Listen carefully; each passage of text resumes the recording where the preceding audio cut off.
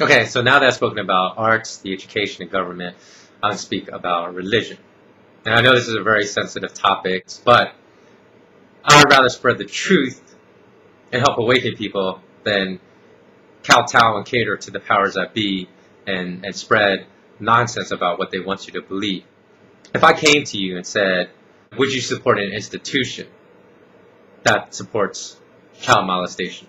Almost everybody would say, of course not. That's ludicrous. Why would you ever support an institution that condones child molestation?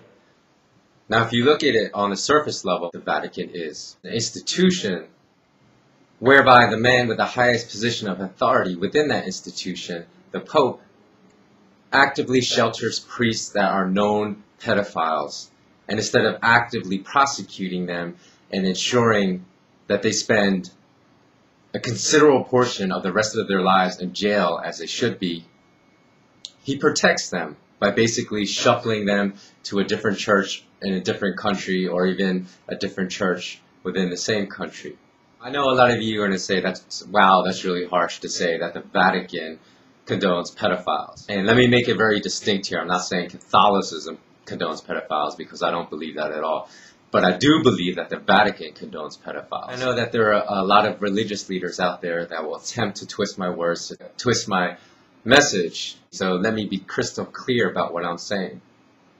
I am not at all attacking the religion of Catholicism. What I am attacking is man's corruption of religion.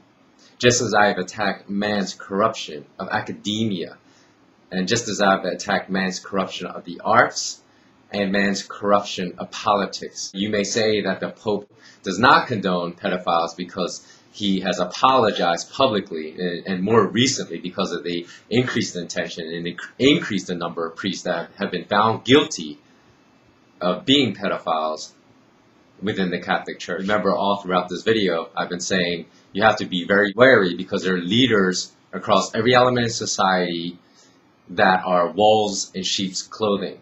So in order to determine who are the wolves and who are the sheep, you cannot listen to any leader's words. You have to look at their actions because their actions will bear out their true intentions. In the 1900s, it was universally accepted that the Roman Catholic Church was one of the richest institutions of the world. Now today, many people don't realize that the Vatican as an institution is one of the largest, if not the largest, real estate holder in the world. They're one of the largest art collectors in the world and one of the largest private institutions and owners of gold in the world. So if you look at the facts, does that sound more like a religion or does that sound more like a business? Every religion has been corrupted. In Judaism, in Christianity, those religions have been corrupted by men. There are men in every single religion in the world that have corrupted religion.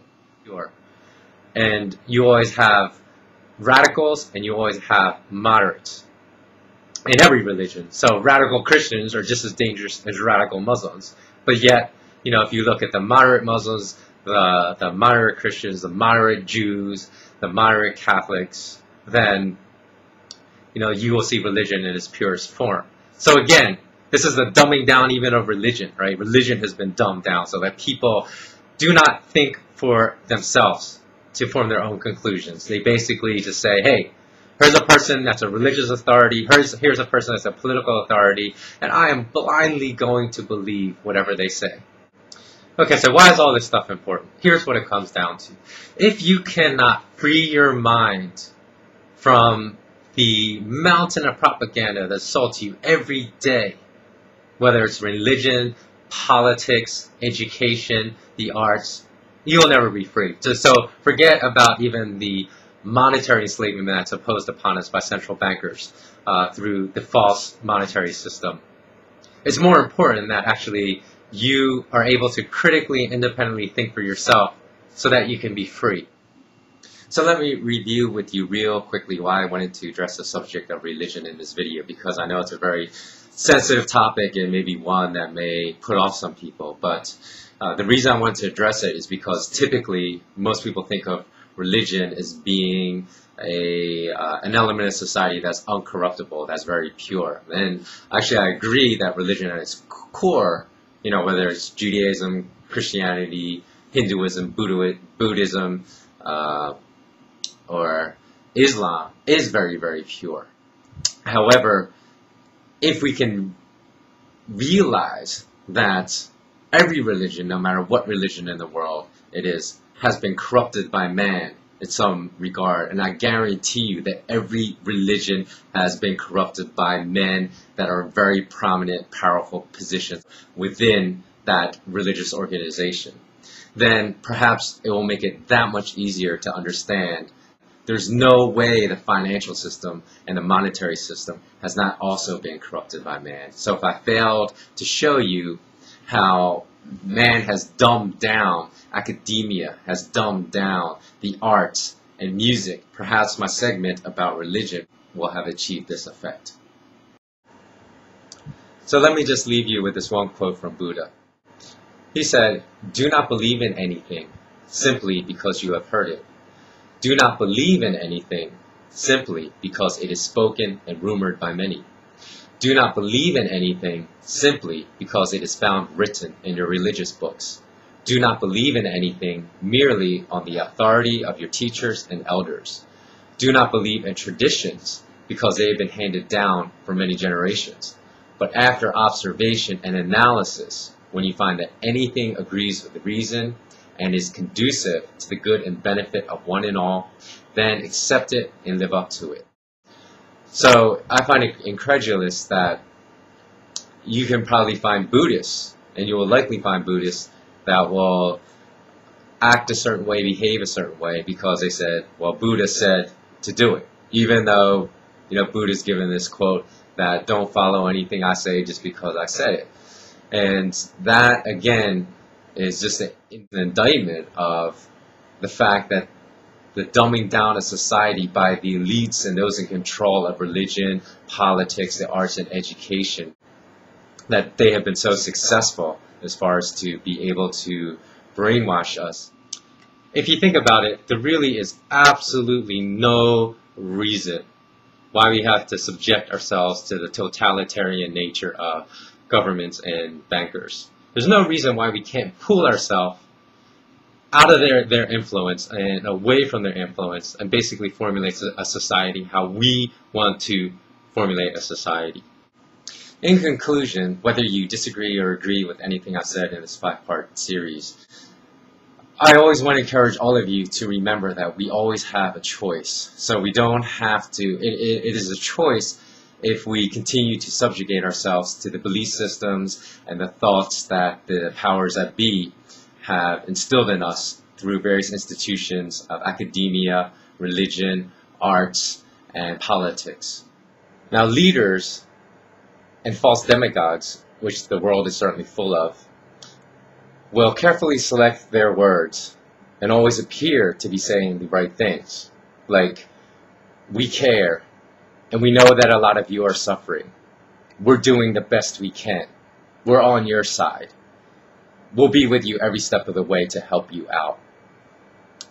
But yet, the one thing all these leaders have in common, all these false demagogues, whether they are in the institution of government, religion, academia, is that they never address the root causes of any of these problems. So therefore, by keeping the people ignorant of what is creating these problems, they can present to you false solutions and keep the masses on their side in the belief that they are trying to help you out. There's one way to easily discredit these demagogues and their false kind words and their false kind actions.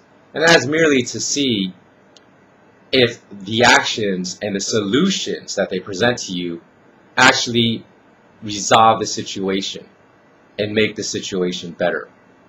So if you see that their actions do not create a better environment for you, a better life for you, then you can be 100% certain that these leaders are only serving the status quo and the powers that be that put them in these positions of authority. Because we live in an empire of illusion where most people's reality ironically contains more falsehoods and lies than truth. I will continue to challenge each of you to adopt an entirely new way of thinking and a new critical mindset in which you no longer blindly accept anything that you hear in the mass media, anything that a global leader tells you to believe, or anything that an academic tells you to believe. Thus, if you view the world through the lens of your new perspective, I guarantee you that the world will become much clearer to you. You will discover that a lot of the world's greatest conflicts are artificially created by lies that are disseminated by the elite to further their own agenda of sustaining their current empires and building new empires for the future. For example, let's look at one of the world's greatest conflicts today that exists between Christians and Muslims. The powers that be have created many of the lies that fuel the anger that perpetuates this conflict and escalates this conflict. Yes, of course there's historical precedents for the conflict that exists between Muslims and Christians that date back thousands of years. But you have to realize that the powers that be know what these conflicts are. So they can manipulate these conflicts and create new lies to perpetuate these current conflicts. Again, for the purposes of furthering their own agenda. And if we look to the future, the greatest threats to the Western Empire will be China, Russia, and I believe even the Middle East, because I think that the sovereign wealth funds of many Middle Eastern nations have been secretly and deliberately accumulating lots of gold within the past decade. So if they have, they will certainly pose a threat to the Western financial empire. Look for increased propaganda attacks against the Middle East, against China, against Russia. And if you see these things happening, then at least you will understand why they're happening now. You see, John F. Kennedy was not a danger when the elite believed he would still serve them. He became a threat when he tried to implement monetary truth. Malcolm X was not a danger when he still preached a militant attitude and he was still calling white people the devil. He became a threat to the establishment when he started preaching love and unity. Tupac Shakur was not a danger to the establishment until he announced publicly that he was going to start an independent third political party by 2008.